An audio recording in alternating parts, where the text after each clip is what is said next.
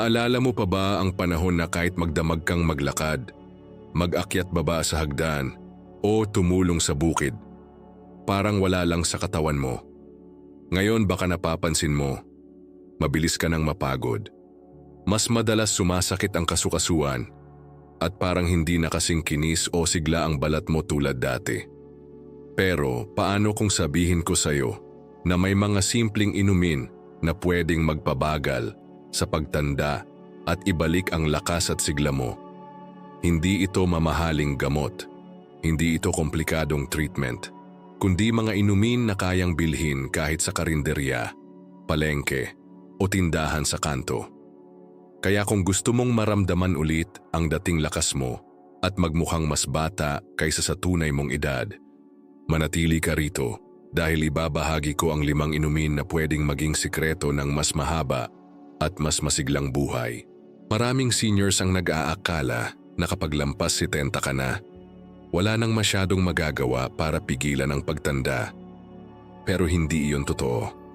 Sa katunayan, maraming pag-aaral at tunay na kwento mula sa mga taong umabot sa edad 90 o higit pa ang nagpapatunay na malaking bagay ang tamang iniinom natin sa araw-araw.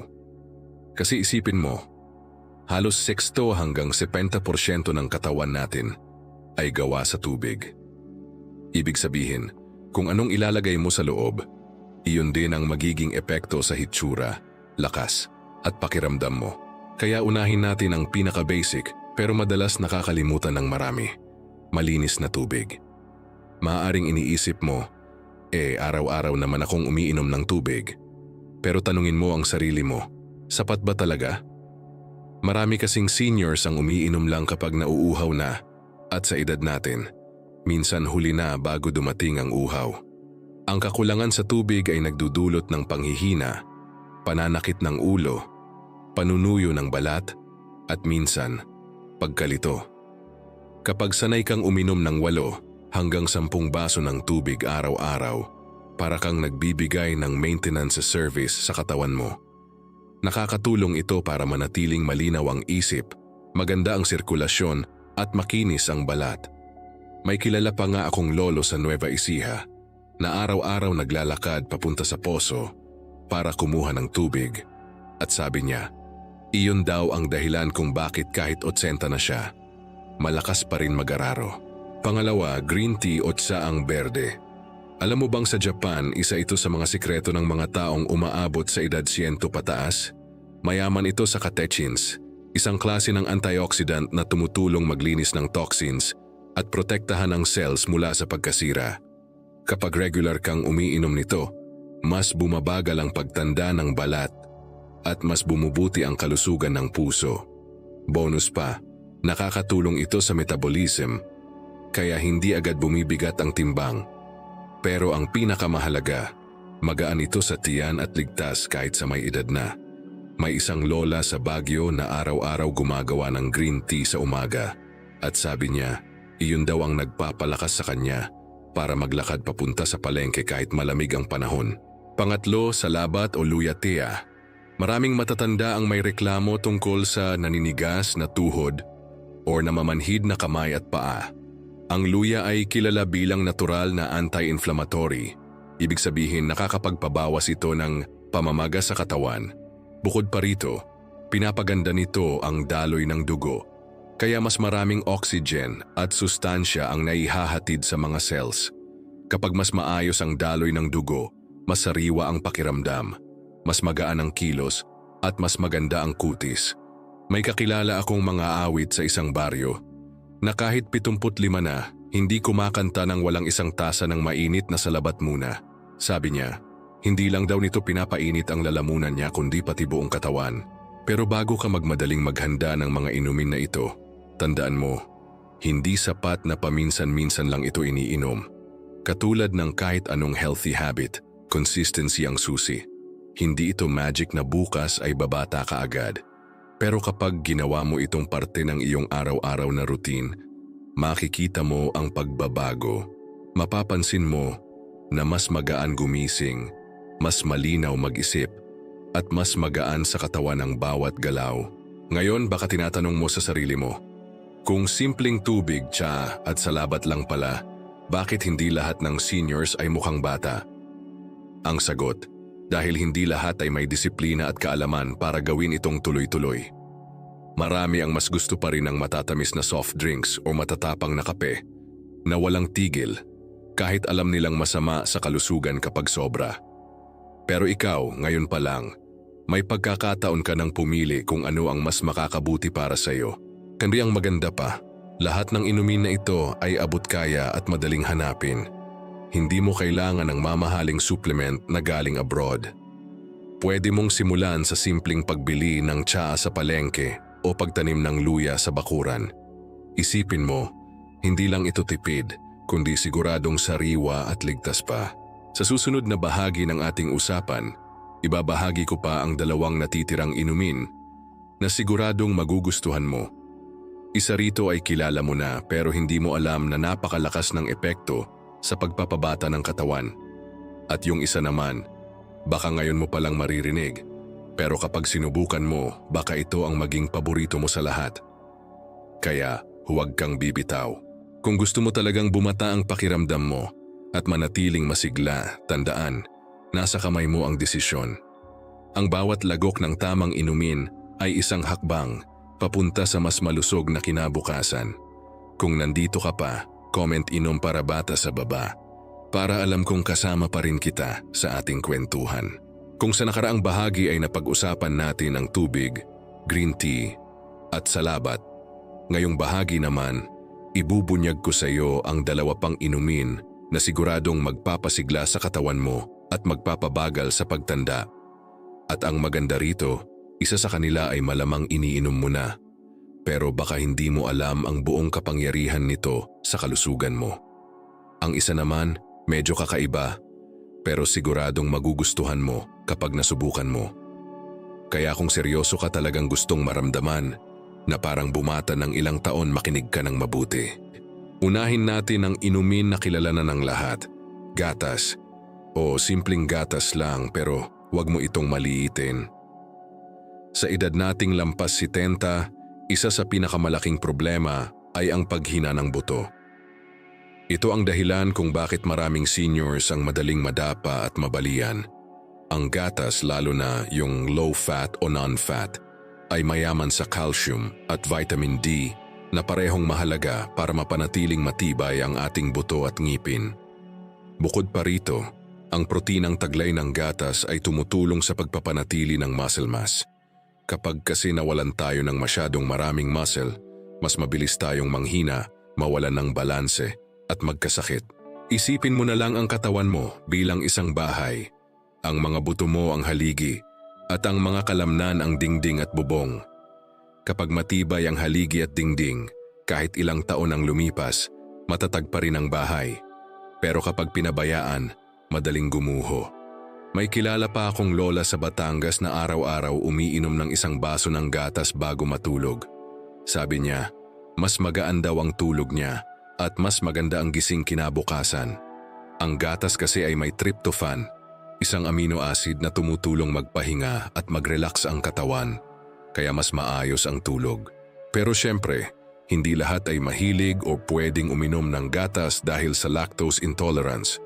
Kung isa ka sa mga iyon, huwag mag-alala, may mga plant-based milk gaya ng almond milk or soy milk na may dagdag calcium at vitamin D.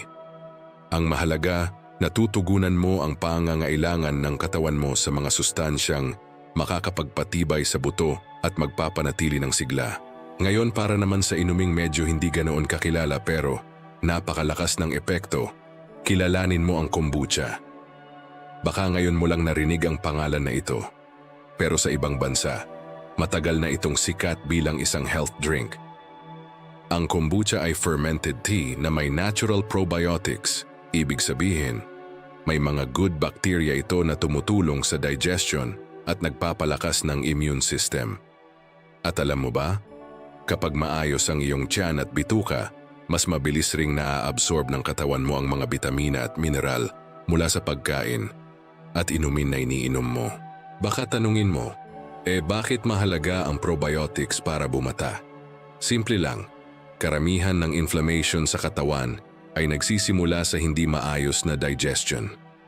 Kapag laging namamaga ang katawan, mas mabilis na nasisira ang cells at mas mabilis kang tumatanda. Ang kombucha ay nakakatulong magpababa ng inflammation at magbigay ng dagdag enerhiya dahil sa natural na proseso ng fermentasyon nito. Marami ring nagsasabi na kapag regular kang umiinom nito, mas gumaganda ang kutis at mas malinaw ang pag-iisip. Kung hindi available ang kombucha sa lugar mo, may alternatibong pwede mong subukan. Yogurt drink o kahit simpleng plain yogurt na may live cultures. Pareho itong nagbibigay ng probiotics na kailangan ng katawan mo. Kung gusto mong gawing mas masarap, pwede mo itong haluan ng prutas gaya ng saging o mangga para maging parang dessert na rin. Isa sa mga nakakatuwang obserbasyon ko sa mga seniors na aktibo at mukhang bata pa rin sa edad nila ay halos lahat ay may iniinom na kombucha, yogurt o iba pang fermented drink sa kanilang routine. May kakilala pa akong mag-asawang lampas 80 na araw-araw gumagawa ng sariling kombucha sa bahay. Sabi nila, simula nang masama ito sa diet nila, mas bihira na silang magkasakit at mas kaya pa nilang maglakad ng malayo. Kapag pinagsama mo ang 5 inumin na napag-usapan natin, tubig, green tea, salabat, gatas at kombucha o yogurt drink, para kang bumubuo ng isang natural na anti-aging arsenal para sa katawan mo. Hindi ito komplikado, hindi mahal, at hindi imposibleng gawin araw-araw. Pero gusto kong bigyang diin ang isang mahalagang bagay. Kahit gaano pa ka-healthy ang iniinom mo, kailangan mo pa ring balansehin ang lifestyle mo. Ibig sabihin, dapat sabayan ito ng tamang pagkain, regular na paggalaw o ehersisyo, at sapat na tulog. Kasi kung iinom ka nga ng gatas pero araw-araw ka namang puyat at kumakain ng puro mamantika, hindi mo rin makukuha ang buong benepisyo. Ang maganda sa mga inumin na ito, kaya mo silang gawing habit nang hindi nabibigatan ng bulsa. Halimbawa, kung may sarili kang tanim ng luya, pwede ka nang gumawa ng salabat ng libre. Kung may access ka sa malinis na tubig mula sa poso o deep well, libre rin yon. At kung marunong kang gumawa ng kombucha o maghanap ng murang yogurt sa palengke, malaking tipid pa yon. Ang mahalaga, consistent ka sa routine mo.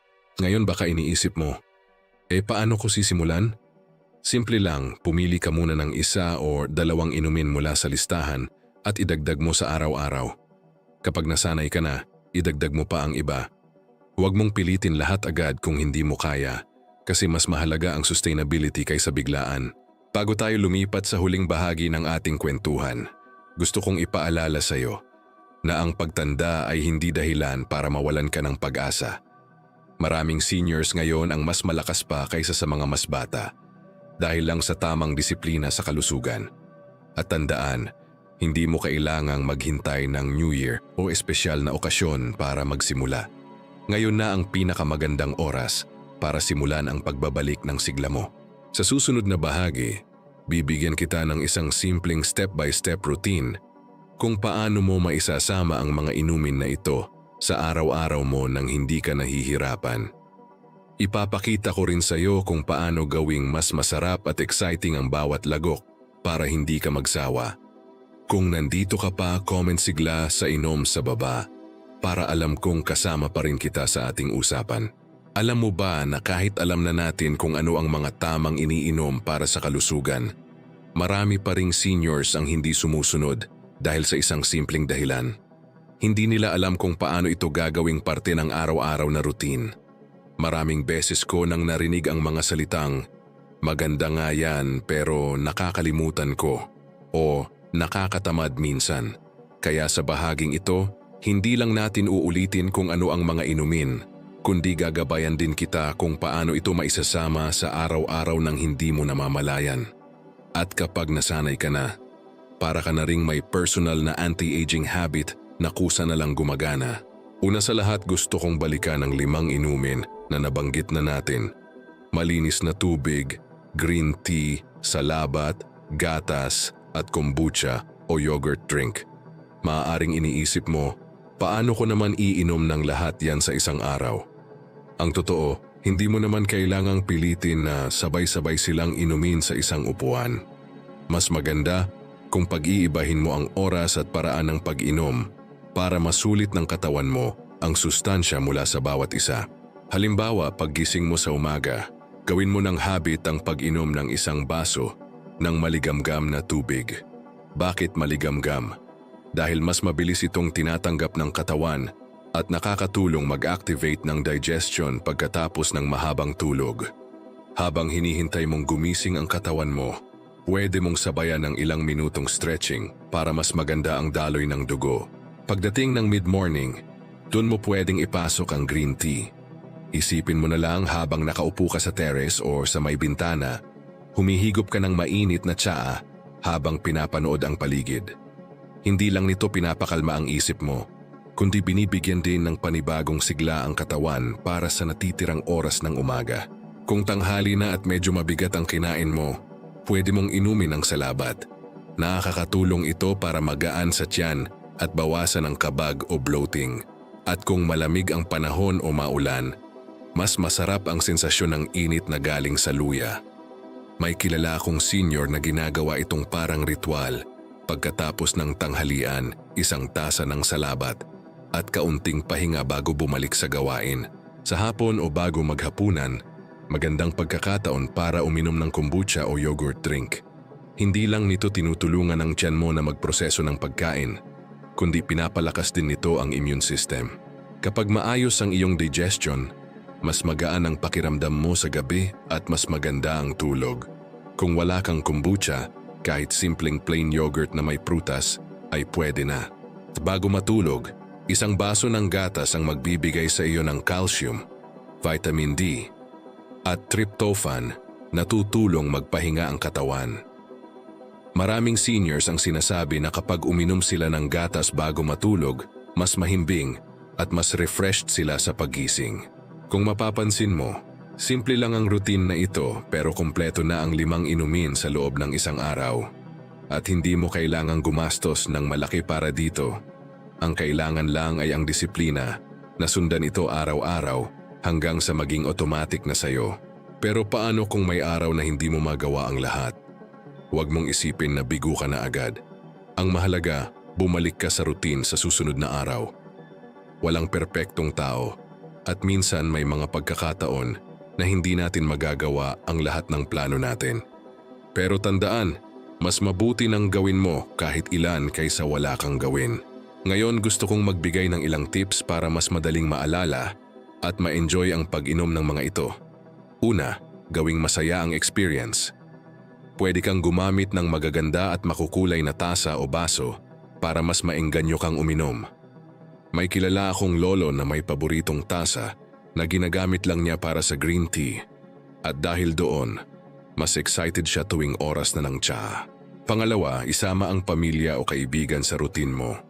Kapag may kasama kang gumagawa ng parehong habit, mas masaya at mas madali itong sundan. Halimbawa, pwede kayong magmeryenda ng salabat at suman habang nagkukwentuhan sa hapon. Hindi lang kalusugan ang napapalakas mo, pati na rin ang relasyon mo sa mahal sa buhay. Pangatlo, itala o i-mark ang kalendar mo. Kapag nakikita mong natutugunan mo ang target mo araw-araw, mas nakakagana itong ipagpatuloy. Para itong maliit na tagumpay na unti-unting bumubuo ng malaking pagbabago sa katawan at kalusugan mo. At higit sa lahat, pakinggan ang katawan mo. Kapag nararamdaman mong mas magaan ang kilos mo, mas malinaw ang isip mo, at mas maganda ang tulog mo, ibig sabihin ay gumagana ang ginagawa mo. Huwag mong baliwalain ang mga maliliit na senyales na iyon dahil iyon ang patunay na umuusad ka sa tamang direksyon. Kung tutuusin, ang mga inumin na ito ay parang maliliit na hakbang lang. Pero kapag pinagsama-sama mo ang mga ito sa loob ng buwan, taon at dekada, napakalaki ng epekto. Maaaring sa una ay hindi mo agad mapansin, pero kapag dumating ang panahon na mas malakas ka pa kaysa sa mga kaedad mo, doon mo maiintindihan kung gaano kahalaga ang simpleng disiplina sa pag-inom ng tama. Sa susunod na bahagi, pag-uusapan natin kung paano pa natin mapapahusay ang benepisyo ng mga inumin na ito sa pamamagitan ng tamang pagkain at galaw. Kasi tandaan, mas malakas ang epekto kapag pinagsama ang healthy drinks, nutritious food, at regular na pag-ehersisyo. Ito ang 3 haligi ng tunay na anti-aging lifestyle para sa seniors. Kung nandito ka pa, comment lakas ng inom sa baba para alam kong tuloy-tuloy mo pa ring sinusubaybayan ang ating usapan. Naalala mo ba nung mas bata ka pa, halos hindi ka nag-iisip kung ano ang kinakain mo? Basta busog, masaya na. Pero ngayon na senior na tayo, napapansin mo bang kahit simpleng pagkain, ramdam mo agad kung mabigat sa tiyan, nakakapagod, o nagpapabigat sa pakiramdam? Ito ang dahilan kung bakit sa bahaging ito, gusto kong ipakita sa iyo kung paano mo mapapalakas pa ang epekto ng 5 inumin na napag-usapan natin sa pamamagitan ng pagsabay nito sa tamang pagkain at tamang galaw. Kapag pinagsama mo ang mga inumin, pagkain at ehersisyo, para kang may triple protection laban sa mabilis na pagtanda. Isipin mo ang katawan mo bilang isang hardin.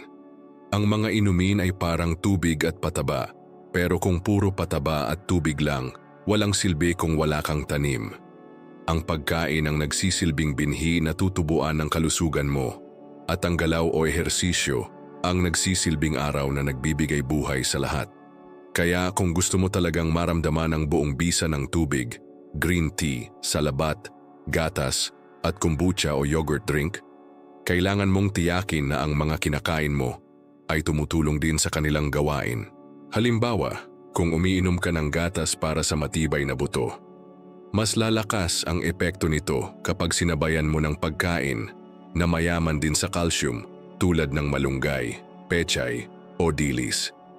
Kung mahilig ka sa green tea, dagdagan mo ng pagkain na mayaman sa vitamin C, gaya ng papaya o bayabas, para mas mabilis maabsorb ang antioxidants nito. At kung iniinom mo ang kombucha para sa healthy digestion, siguraduhin mong may sapat kang fiber sa pagkain mula sa gulay at prutas para may matutulungan ang good bacteria na nasa tiyan mo. Sa tamang pagkain, mas humahaba ang benepisyo ng mga inumin. Kung baga, mas tumitibay ang pader laban sa sakit at mas humahaba ang panahon bago maramdaman ang epekto ng pagtanda. At hindi mo kailangang bumili ng mamahaling imported na pagkain. Kahit simpleng ginisang gulay, pritong isda, at prutas mula sa palengke, sapat na para masabayan ang mga inumin na ito. Ngayon, pag-usapan naman natin ang galaw o ehersisyo. Maraming seniors ang iniisip na kapag matanda ka na, dapat iwasan na ang pisikal na gawain. Pero ang totoo, mas kailangan natin ang tamang uri ng galaw para manatiling malakas ang buto, kalamnan at puso. Hindi ibig sabihin nito na kailangan mong magbuhat ng mabibigat o tumakbo ng mabilis. Kahit simpleng paglalakad ng 15 hanggang 30 minuto sa umaga habang may dalang bote ng tubig, malaking tulong na para sa sirkulasyon ng dugo at paglinis ng katawan. May kilala akong mag-asawang parehong lampas 80 na araw-araw naglalakad papunta sa palengke. Kapag tinanong mo sila kung bakit, ang sagot nila ay simple: para makalanghap ng sariwang hangin, makapag-ehersisyo at makausap ang mga tao.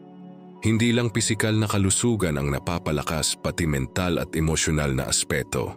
Kapag mas masaya at mas konektado ka sa iba, mas bumabagal din ang pagtanda ng katawan at isipan mo. Mahalaga ring tandaan na hindi lahat ng inumin ay dapat sabayan ng kahit anong pagkain o gawain. Halimbawa, kung iinom ka ng kombucha, mas maganda na wala ka munang matapang na kinakain na pwedeng magdulot ng sobrang asido sa tiyan. Kung green tea naman, iwasan itong isabay sa pagkain na mataas sa iron dahil maaaring mabawasan ang pag-absorb nito.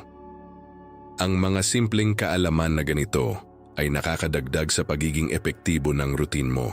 Bukod sa pagkain at galaw, may isa pang aspeto na hindi masyadong napapansin ng seniors: ang tamang oras ng pahinga. Walang silbi ang pag-inom ng mga healthiest drinks kung puyat ka at kulang sa tulog. Tandaan, sa tulog nagre-repair ang cells ng katawan.